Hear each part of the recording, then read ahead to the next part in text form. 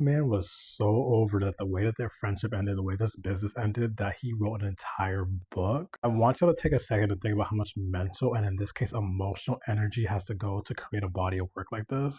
When do you think that kind of disconnect with Tyra started to happen? Like, where was that, I guess, fallout?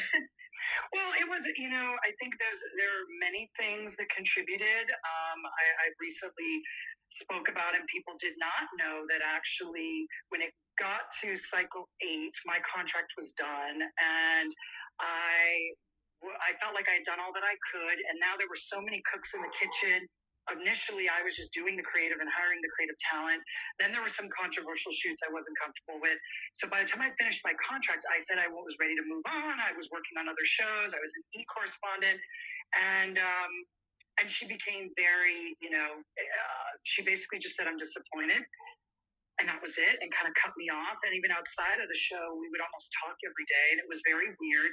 But then about 2 weeks out of production to cycle 9, just kind of under pressure, they said, can he come back and just do one cycle of the show? And I was unavailable. And then it was kind of, it was presented to my lawyer at the time from the studio. Well, if I didn't come back, I would be putting them in a difficult position because they couldn't cast someone to replace me.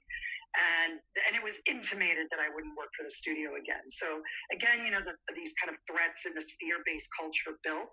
And I went back under. I'll do another video that's a full video response to that clip, but it does have me wondering now how much was in Tyra Banks' control and how much was not. I have not read his book, but I'm willing to purchase it and do content on it if you guys want me to. But some of the things he's saying, some of the things he experienced with Tyra Banks on the show is congruent to what other people have said. A lot of people have described Tyra Banks as very hot and cold, and when she goes cold with you, she will not speak to you. Even when she sees you in person, she'll only speak to you when the cameras are rolling. And these conversations are so hard because I always give grace to people who are the first ones or who are ahead of the curve and do something first, because the pressure to do it is not easy. But it's also like this opportunity, this business and this industry and this show create a monster, because some of the very behavior that she attributed to Naomi Campbell being mean to her in the industry is the same things that people describe of her from the show. And also too, I hope the documentary names the network people who wanted to get rid of them, because I want to know who they were. But I don't think I'm ever going to get over the fact that he published a whole book about this. It's the heartbreak, betrayal, and bitterness about how things ended up for me. But let me know what y'all think in the comments about Jay Manuel and Tyra Banks' fallout.